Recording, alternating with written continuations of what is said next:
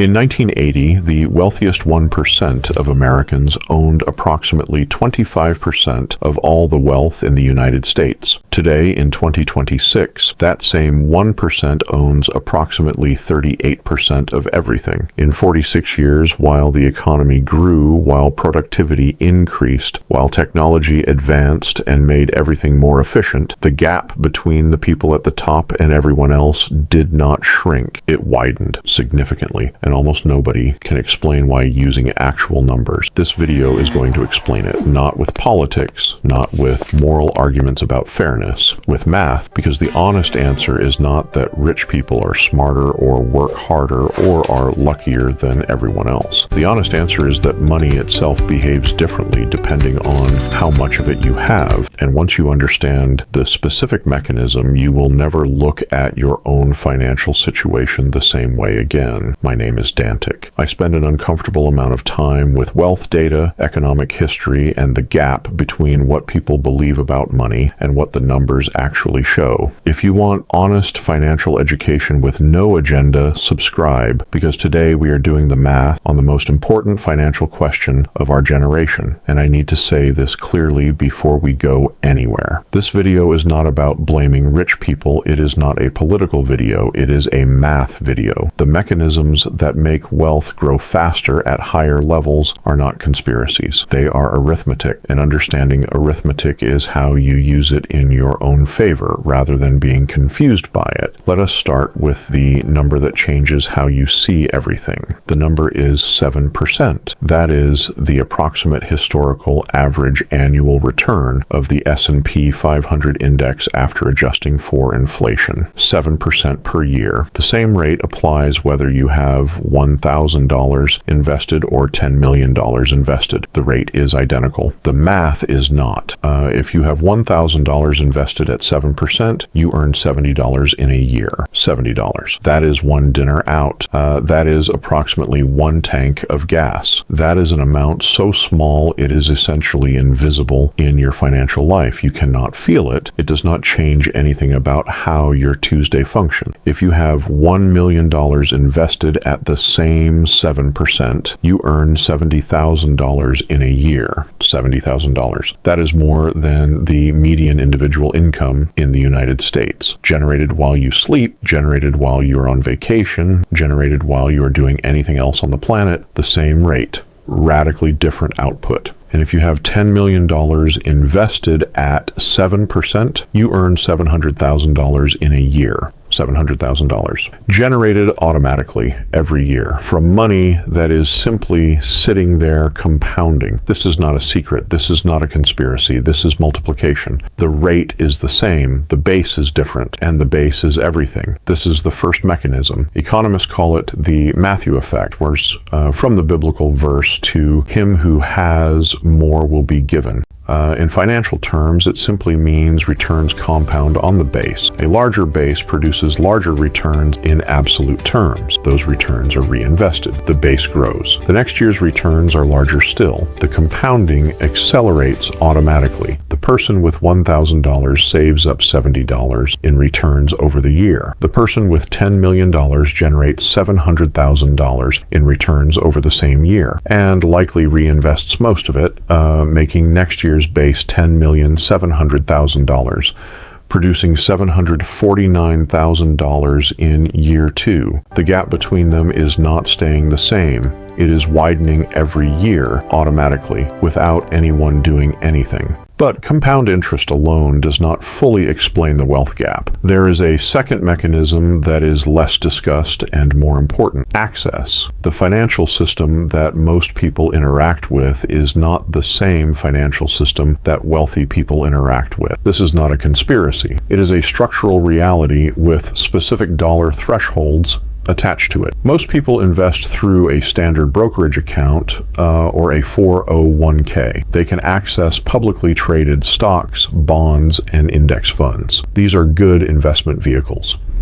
The S&P 500 has historically returned approximately 10% annually before inflation. Index fund investing is genuinely one of the most effective wealth building tools available to ordinary people. But the financial system has a second tier, and the threshold to access it is roughly $1 million in investable assets, the legal definition of an accredited investor in the United States. Above that threshold, access opens to private equity, investments in private companies before they go public, where the historical average return has been approximately 14% to 16% annually. Venture capital funds, hedge funds using strategies unavailable to retail investors, real estate syndications with preferential terms, private credit markets with yields significantly above what public bonds offer. The difference between 7% and 14% over 30 years is not a rounding error. It is the difference between turning $100,000 into $760,000 and turning $100,000 into $5,200,000.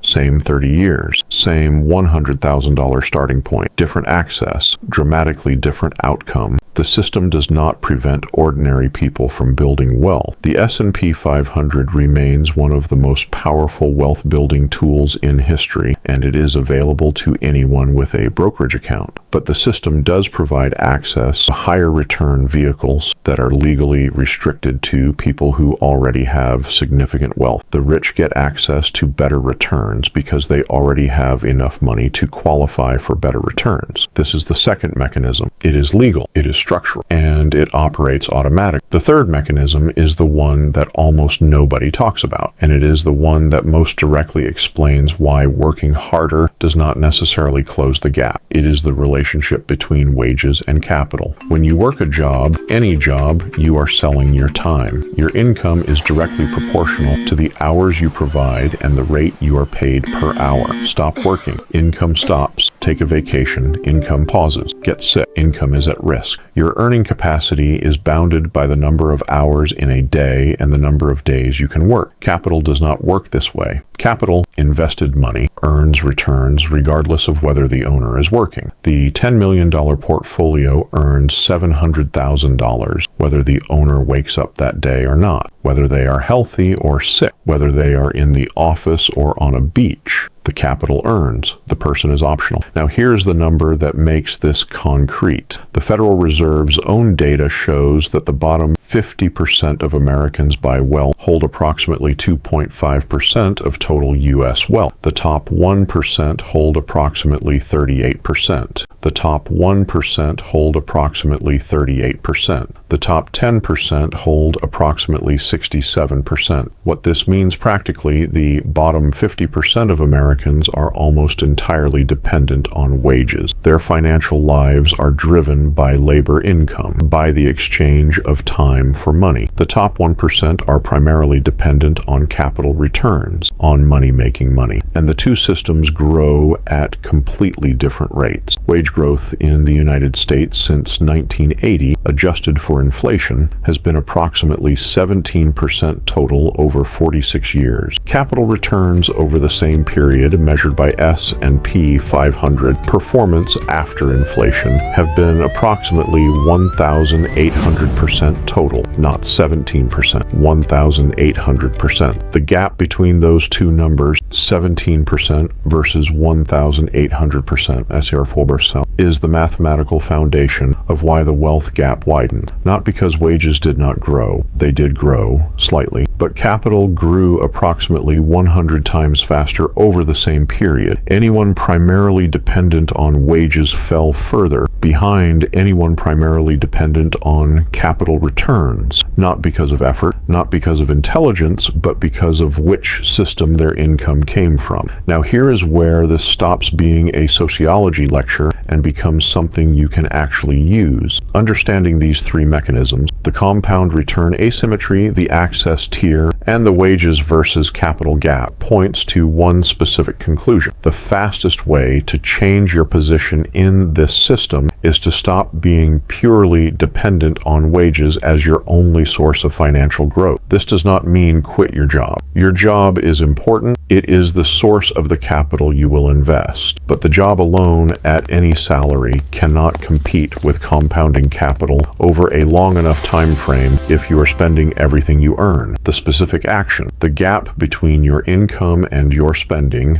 whatever that gap is, it needs to be converted into invested capital as quickly and consistently as possible. Not because investing is glamorous or exciting, because it is the mechanism by which your money begins participating in the capital return system rather than remaining entirely in the wage system. At $1,000 invested, the returns are invisible. At $10,000, still largely invisible. At $50,000, starting to matter. At $100,000, the threshold we discussed in a previous video, the returns begin to feel real. At $500,000, your money is generating what amounts to a second income.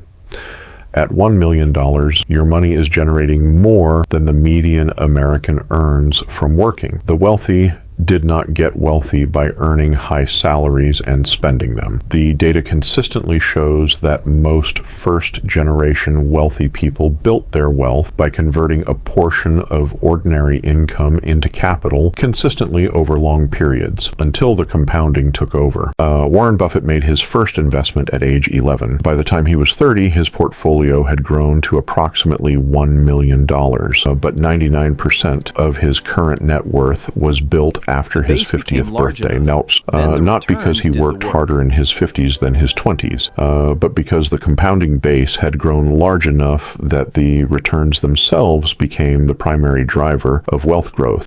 This is the mechanism working in reverse, working for you rather than against you. The same arithmetic that makes the gap widen at the top is the same arithmetic that accelerates wealth building for anyone who builds a large enough base to feel the acceleration.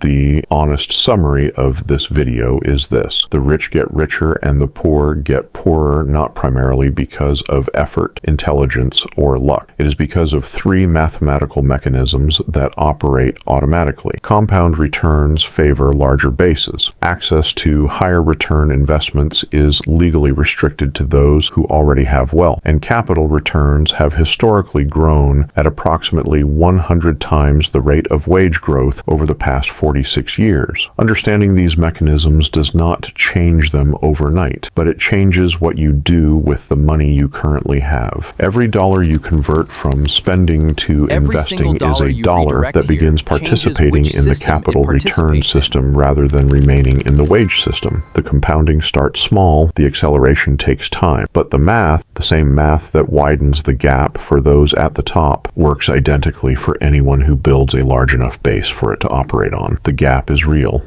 The arithmetic behind it is available to everyone. The question is whether you use it. One last thing, and I genuinely mean this. I am not a financial advisor. Nothing in this video is personalized financial advice. Every statistic I cited comes from Federal Reserve data, Bureau of Labor Statistics reports, and publicly available market return data that you can verify yourself. Your specific situation requires someone who knows your complete picture. Take the framework, verify the numbers, make your own decisions with your own eyes open. If this changed how you think about where your money sits in this system, drop a comment telling me which mechanism surprised you most. I read every single one, and if you want to understand exactly how to start moving money from the wage system into the capital system, that video is right on your screen. Go